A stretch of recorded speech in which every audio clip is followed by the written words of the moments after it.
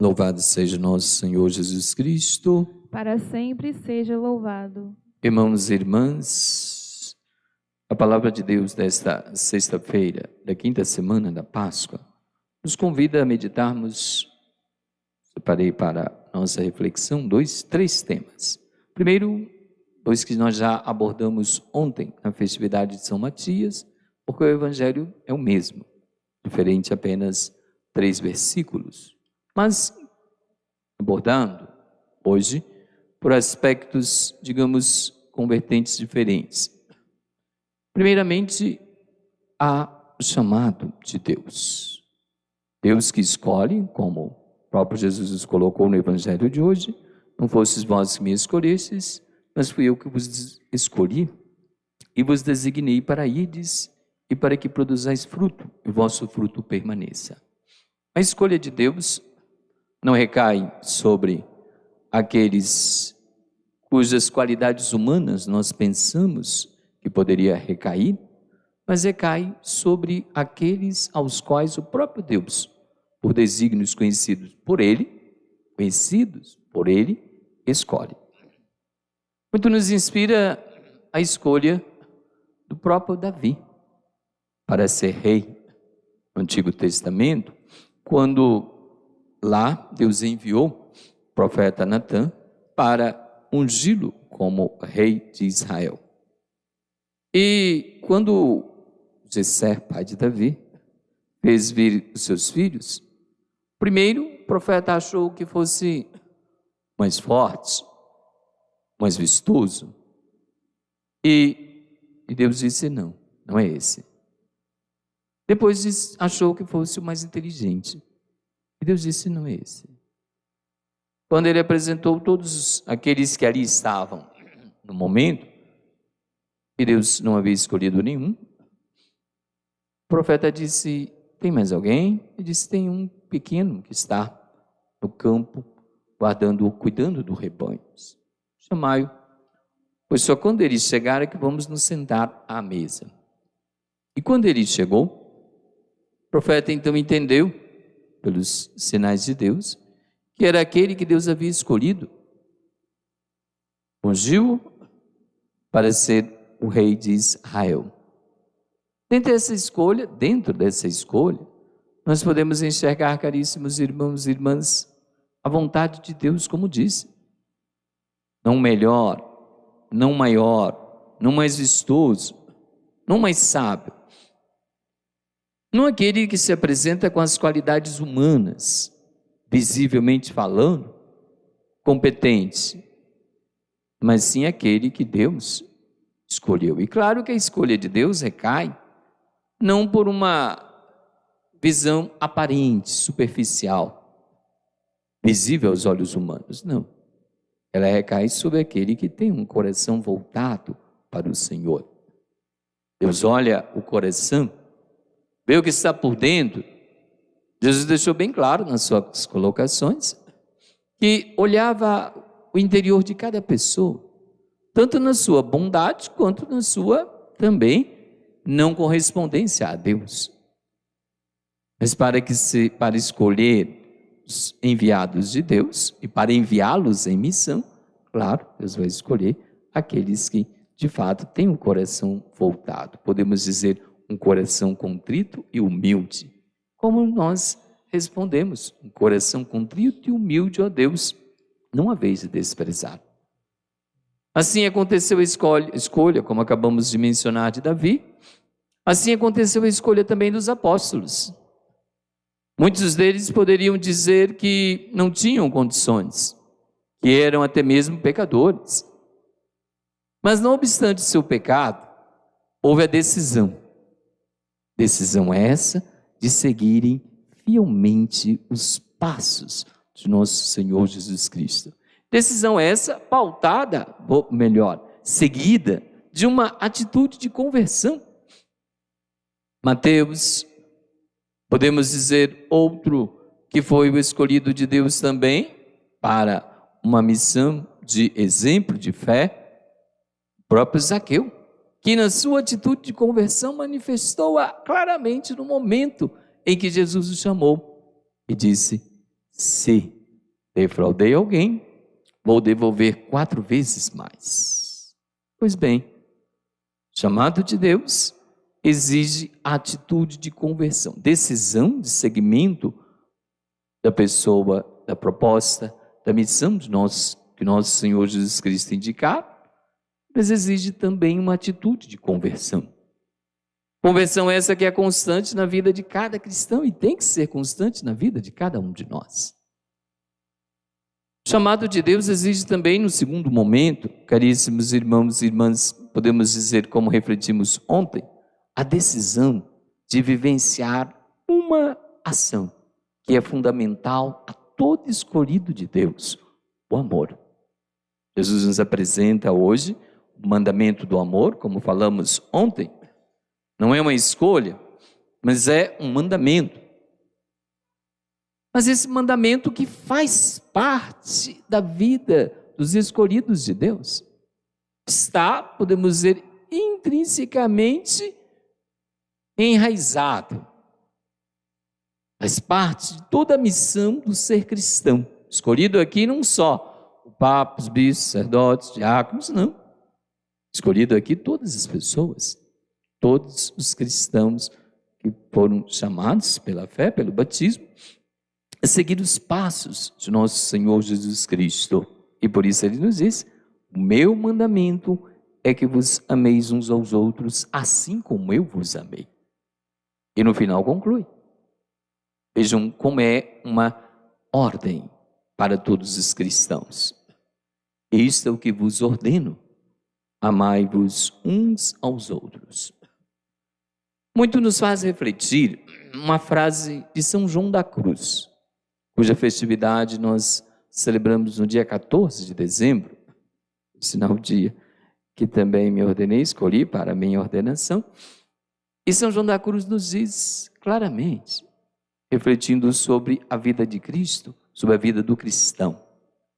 Ele nos diz: no entardecer da vida, não vamos ser perguntados se cumprimos leis, se colocamos em prática as leis, mas vamos ser perguntados sobre uma coisa só: se amamos ou não, se praticamos a caridade ou não.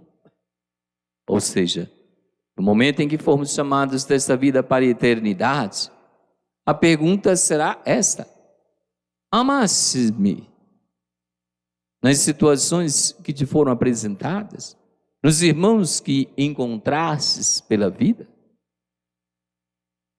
Essa será a pergunta a ser feita a cada pessoa no final da sua caminhada de fé. Oxalá que possamos responder positivamente, cumprindo o chamado de Cristo, a missão que Ele nos confiou. Assim estaremos, caríssimos irmãos e irmãs, fazendo jus ao ser cristão. E como terceiro ponto desta nossa reflexão breve, abordo hoje o aspecto da Igreja de Cristo, foi chamada a vivenciar a virtude do amor. Lendo o capítulo 15 dos Atos dos Apóstolos, que a partir do versículo 4 nos apresenta o chamado primeiro concílio, o concílio de Jerusalém, o concílio apostólico. O concílio que foi originado pela discordância entre alguns cristãos sobre a circuncisão ou não, sobre o seguir fielmente, além dos ensinamentos cristãos, aquilo que era colocado aos judeus, a lei judaica. Originado nessa discussão, a igreja convocou os apóstolos todos da época e decidiu. Claro, cada um colocou a sua posição, rezaram, cada um colocou a sua posição, mas o que nos importa hoje justamente é o que mostra que é a igreja. Como a igreja age? Será que ela age pelo consenso das pessoas? Não. Será que ela age pela conveniência do momento? Não. A igreja não age pela conveniência do momento. A igreja não age pelo consenso das pessoas. A igreja não busca uma vivência simplesmente, claro, entendamos aqui, da maioria, do consenso da maioria. Embora para a vida social pareça ser uma boa decisão, sim, em muitos aspectos, mas a igreja busca, e é isso que a caracteriza, a vontade de Deus. Bem expressa essa vontade na decisão que os apóstolos tomaram hoje, no primeiro concílio, e que marca todos os concílios da igreja, nos seus 21 concílios até hoje. O último, de 1962 a 1965, chamado Concílio Vaticano II, vigente entre nós. Mas a decisão da igreja, ela é tomada pela ação do Espírito Santo. E vejamos o versículo 28. A marca característica da igreja. Diante dessa discussão mencionada anteriormente, os apóstolos tomaram a seguinte resolução e enviaram a carta aos cristãos de Antioquia, dizendo-lhes: decidimos. E aí nós poderíamos pensar, decidimos, vamos colocar nós primeiro? Não. Decidimos. O Espírito Santo e nós. Aí está a marca característica da igreja. A diferencia de uma ONG, a diferencia de uma sociedade, de uma instituição meramente civil, aliás, no mundo jurídico, é isso que falta muitas vezes para a igreja, atuar livremente como ela é. No mundo jurídico, a igreja muitas vezes, por falta de leis apropriadas, é tratada como uma instituição civil, meramente, e não é. Ela representa civilmente também algo importante na sociedade, sim, mas ela ultrapassa a dimensão civil. Porque se fosse civil, seria apenas uma ONG, seria apenas uma instituição como tantas outras, e não é. Podemos citar a sua polivalência e a sua, digamos, transcendência pelo aspecto histórico. Poderíamos também, mas não é só. As instituições civis, elas são válidas enquanto estão vigentes na sociedade os seus princípios naquela época, naquele tempo. Não dura tanto tempo. E não duraria se ela fosse simplesmente uma instituição civil. Por isso, luta hoje, a igreja ainda, por uma legislação própria, chamada organização religiosa. E a organização religiosa, ela vai justamente gozar do direito, sim, cívico, humano, jurídico, mas ela vai partir dos princípios da fé, da ação do Espírito Santo.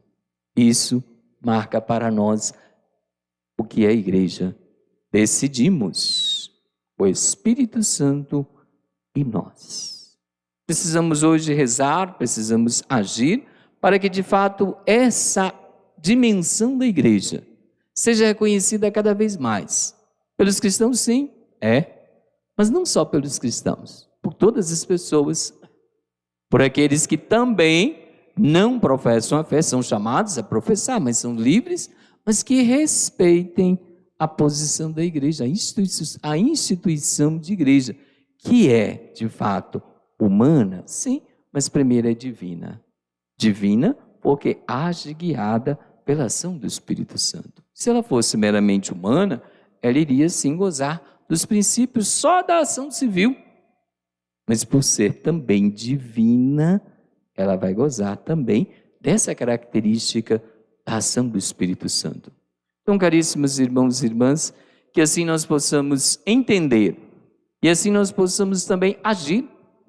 Todo cristão age não por uma convenção humana, não por um acordo, mas age de fato pela ação do Espírito Santo. Embora possa acontecer problemas internos, como surgiu esse na igreja. E vejam como o nosso Papa tem feito hoje também, como todos os outros papas, né? Convoca chamados momentos do sínodo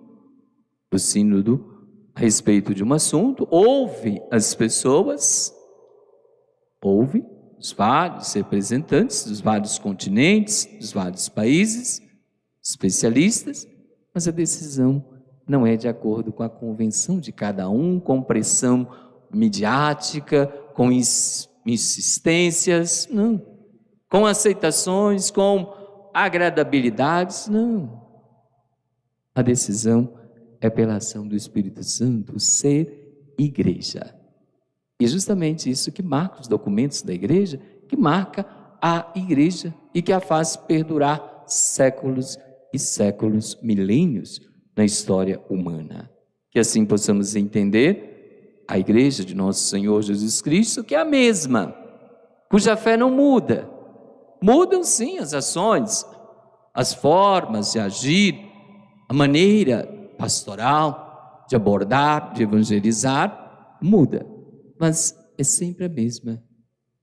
E assim termino citando essa constância da igreja na carta aos Hebreus, capítulo 13, versículo 8. Jesus Cristo é o mesmo, ontem, hoje e sempre. Louvado seja nosso Senhor Jesus Cristo. Para sempre seja louvado.